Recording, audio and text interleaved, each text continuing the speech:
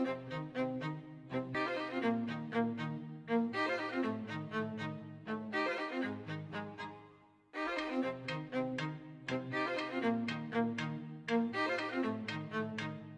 I'm speaking today with Dan Flaming, the president of the Los Angeles Economic Roundtable.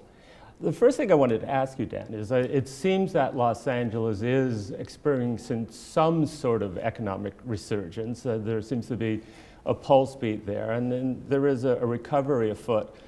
But there are people, there are voices in Los Angeles' City Hall that sort of are taking a more cautious viewpoint, who are still likening the city to sort of a disaster movie from the 1970s, that Los Angeles shouldn't really cut loose, it shouldn't spend, it should be husbanding its resources.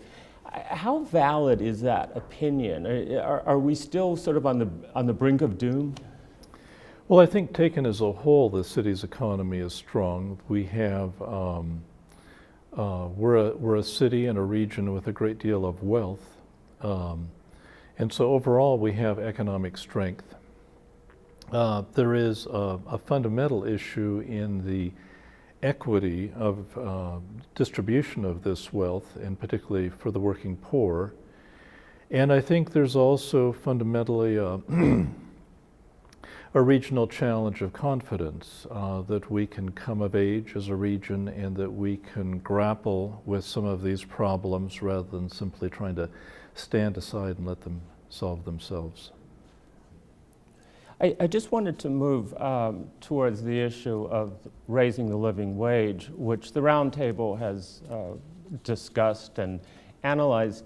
And I'm wondering if that is something that might look good on paper, but how practical is that to enforce in this sort of sprawling economy that Los Angeles has? Are there pitfalls, or are there innate dangers or challenges in enforcing such a wage? Broadly speaking, raising the minimum wage, for example, to $15 an hour would require